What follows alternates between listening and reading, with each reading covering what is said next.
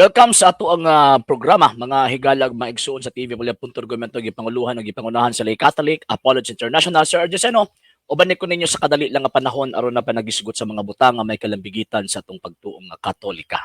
Niining panahon na mga higalag maigsuon, naghimo kita ni ining moong video nga paghatag og ginagmay lamang nga information concerning sa dako nga tawag ining celebration sa simbahang Katolika karong adlaw, Oktubre 13.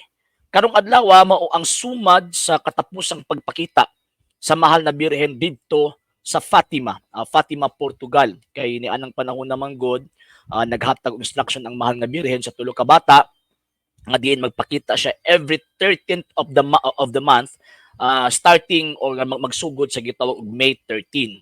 So ang October 13 mao ni ang katapusan nga diin na pagpakita sa mahal nga Birhen nga diin na gisaksihan sa gitawag og mga tao, di lang kay usa duha tulo ka tawo kun dili gisaksihan kini og dili mo ubos og 70,000 ka mga tawo. Ngano man kini anang panahon na gikan magud sa May 13 nabaniog na sa tibuok Portugal ang nahitabong tawag ining supernatural nga event sa maong tawag ining lugar. So mao na ang mga tao naiuban dito nga mga chismoso na uban nga namasin or mamasin sila nga tawag ining mamaayo sila sa lang mga sakit nga naman kay ang pagpakita sa mahal nga Birhen dito sa Portugal daghang mga witnesses, daghang mga nagahatag og information nga kung moadto ka anang lugar o moadto ka anang panahon sa panahon sa pagpakita sa mahal nga Birhen is ayon mga ayo sila. So ni anang panahon na sa October 13 miadto ang mga bata dito sa Cubada area. Then pagkahuman gipaabot nila ang mahal na Birhen nga mopakita. And at the same time kana magud nga panahon sa pagpakita sa mahal na Birhen na before ni adto ang mga bata, grabe ang ulan. Grabe ang tawag ining nga ulan ang nahitabo niya. Daw kana bitong dili mabaktasan ang kalsada tungod sa kanang kalapok. Ngano man kay murag bagyo ba? Na kumbaga kung sa tuwa pang termino, murag bagyo anang panahon na anang adlaw. So karon ang nahitabo lagi kay ang saad sa mga Birhen every 13th of the month. Unya kana pud nga panahon naa pagihatag pud nga saad ang mahal nga Birhen kang sa tulo ka bata nga ni anang panahon na maghatag pud siya og milagro kay lagi daghan man kaayong mga tao ana nga panahon nga wala magtuo, ay uban nagbugal-bugal, ay uban mingon nga di mo tuan na atik-atik lang na sa kuan, atik-atik lang na sa tulo ka bata na makak ng tulo ka bata. So ni anang panahon na lagi kay nagsaad man ang mahal na Birhen nga tawag ining magpakita siya ni anang panahon na og maghimo or magpakita pud sa mga milagro ni anang panahon na mao nga ang mga tao nga gikan adtong May 13, May, June, July, August, September kana nga mga tawag ini nga mga panahon is sa kuan pa ba ni duble ni triple ang mga tao aron gusto nilang mo witness. Pero kasagaran yun adto mga chismosa tan-awon tanidi kung tinuod ba ni. And at the same time di naman kay kadto kundi gi-observe po sila, gibantayan po sila sa tawag ining mga dili magtotoo, ilabi na katong mga Masons, katong tawag ining mga komunista nga diin gusto nila pakaulawan ang tulo ka bata para aron ingnon nga ang mga bata na makak. Kay sila mo sila pagtuo, faithless man sila. So ni anang panahon na sa palibot not less than 70,000 ka mga tao ang tawag ining ni-witness anang panahon na. Okay, ato ang tan-awon ha. Para at least makita ninyo ang tawag ining picture. Kaya actually nakuan na mantala ni sa gitawag og ilahang mantalaan kani adto nga kining ang titulo sa maong newspaper is Sekulo. Yan. So atuan ning kuan kana ha. Okay, para atuan ning tawag ining makita ba ang iyahang picture kung baga. Sige, pag gusto niya ko i-share sa inyo mga sir, mga ma'am. Okay, so naapil siya sa tawag ining kuan, naapil siya sa kanang bitong kasaysayan kung baga. Ngano man kay kini nga panahon, ayon, nagpakita ang mahal nga Birhen. Kanang tulo ka bata, mao na si Jacinta, si Francisco ug kanang kinamagulangan nila si Lucia. Ya kanang mga panahon na is dili man na kuan, dili man gud na siya kung dili pasto panahon karon ba nga kuan kana bitong ang mga bata exposed na kay sa mga sa technology. Kini sila naagid sa bukid. So imposible gyud nga mataptan sila mga tawag ining mga pangunahuna nga dili mao ba kung baga. So ngayon, so karon, so kini nahitabo, kini siya nga tawag ini nga portion kini makita nato ang kabaga sa mga tao nga gustong mo witness sa kini nga tawag ini nga phenomenon. And sumala pa sa mga nag-record ni ini na ay dakong nahitabo ana ni anang panahon na gisaksihan ana mga tawhana. Og dili lang kay kanang mga tawhana nga naa sa Cubada area ang nakasaksi sa maong gitawag og phenomenon kundi apil pud tong mga tawo nga 40 kilometers from the Cubada area ang kalayon. So makit-an gyud nila. So unsa man ang ilahang tawag ining nakita sa dihang niingon niingon ang tawag ining ang bata nga si Lucia, my lady, no pa niya, Mama Mary. Ingon ka, nagsaad ka nga magpakita ka og dakong gitawag og milagro karong panahon na. So nakit-an sa tawag ining mga bata nga gibuka sa mahal na Birhen ang iyang kamot og gitudlo ang adlaw. Og ni anang panahon na pagtudlo sa adlaw, ang adlaw daw natangtang sa kawanangan. Unya pagkahuman daw mahulog dibto sa ilaha, daw mahulog sa ilaha mo gramo nang ang mga tawo ng panahon na kuan sila tawag ining nagtuo sila nga kuan, nagtuo sila nga katapusan na sa panahon or end of the world na kini nga sitwasyon. Ang mga tawo na nagan apil tong mga dili magtutuo, nagtuo sila nga humana ang kalibutan. Kano man kay natangtang ang adlaw sa kawanangan.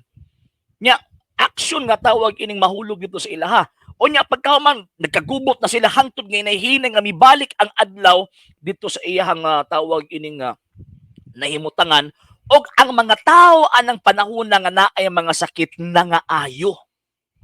Ang mga tao anang panahon nga naay tinguha sa pagtuo sa Dios gitagaan og pagtuo kay anang panahon na daghan ang mga na-convert gani ang usa din tawag ini nga mayor na may mayor din nga kalaban kayo ni ng tulo ka bata nya Mason siya at the same time komunista nya pagkahuman kalaban kanya pero hilom lang siya nga naa siya giinda nga sakit nga tawag ining cancer nya hilom pod nga na-convert pod siya nga nagtuo siya nga tinuod ning aparisyon sa pati matinuod gyud nga na ay tawag ining supernatural or tawag dili pareha natong mga being ba nga ordinaryong gitawag og mga tao.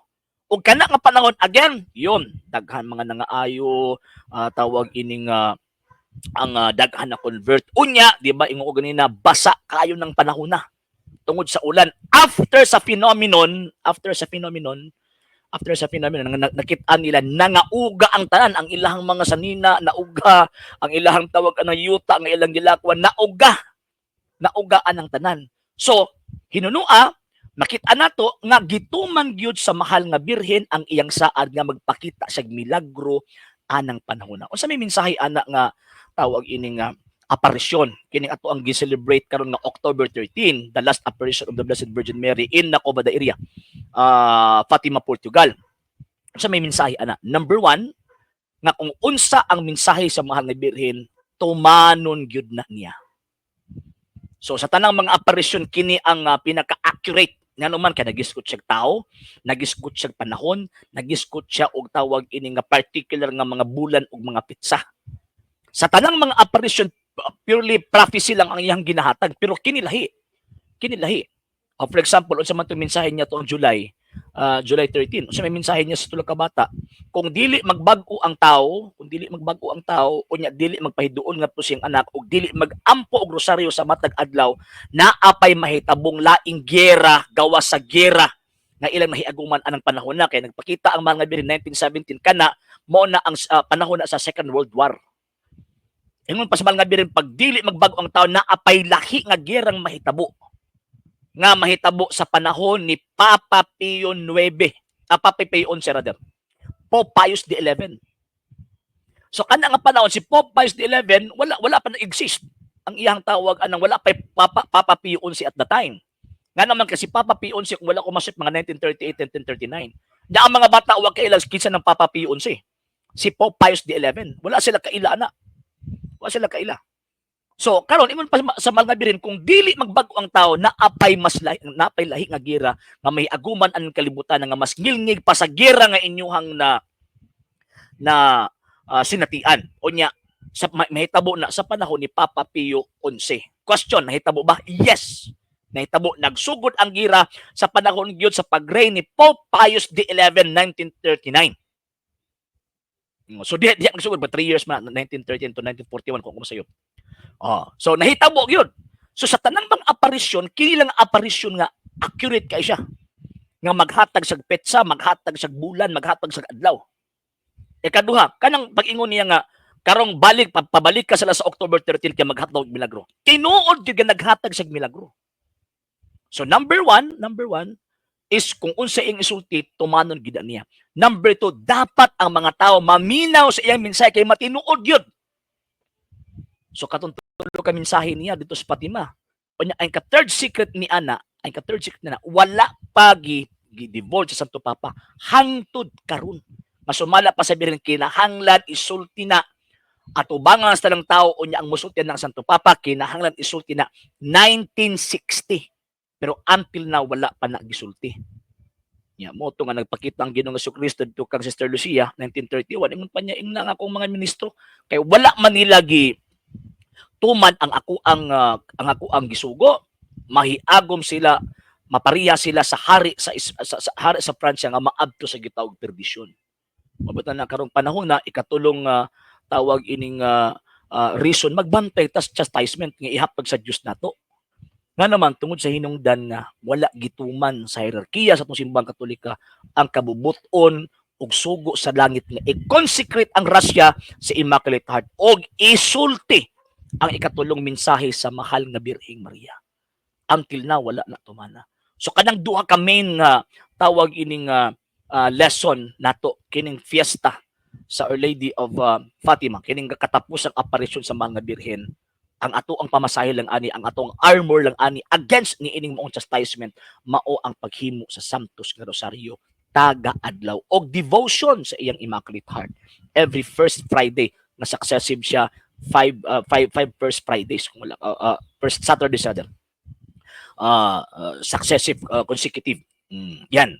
So mauna, so karon kay naa naman na atong iyampo mga tagpanabang sa mahal nga Birhen nga unta sa panahon nga kini nga panahon to karon unta din niya itugot untahang yun niya yung anak na dili itugot ipahamtang ang dakong sidot ug unta tagaan sa mahal nga Birhen ug sa Ginoong Jesucristo ang atong hierarkiya sa gitawag og pagtuo nga tumanon ang gisulti niya og ang iyang mando sa iyang gitawag og anak. So munang kanunay magampo ta og Santos nga Rosaryo kay pinaagi niini ang Santos nga Rosaryo atong gina-recite always ang misteryo sa kaluwasan naghihimo sa Dios dinhi nato pinaagi sa mahal nga Birhen. So wala pa nakapag-follow sa itong mga pages, i-follow nyo itong mga pages, RJ Roland Santos Second TV, Palapuntar page, Kuya Apollo TV page, and RJ's Vlogga 2022. Uga pwede sa mo mag-send din ng Facebook stars. And also, sa atong mga channels, sa wala pa nakapag-subscribe, i-subscribe ninyo ang atong mga channels, Dalay Catholic, Apologist International Official, RJ Santos Second TV, Kuya Apologist TV, and Barrio Kawayan Religious Forum. Uga pwede sa mo mag-send din na og super stickers, super chats, and super thanks. And yon sa mga Katoliko na gustong mutabang sa atong program, pwede nyo ipadala yung tabang suporta pinagis to mga account numbers nga na-account diya sa mga screens kana nagadagan nga information og pwede sa mo mag-message atong page kung via remittance ang inyong pagpadala. Daghan kaayong salamat in advance. Sa ngalan ni Bukper Stevia Pulia.Argumento gipanguluhan ug gipangunahan sa Lay Catholic Apologist International sa mga kaubanan sa LCA sa mga Katoliko nagasubaybay nagatabang o nagasuporta nin mong programa, kini inyong ubos, kaalagad usus pagtong Katoliko Sir R.J. Seno, timporing manamilit inyong mingon, Ecclesiam Servire, et Fidem Catholicam Defendere. Ave Maria, Viva Cristo Rey.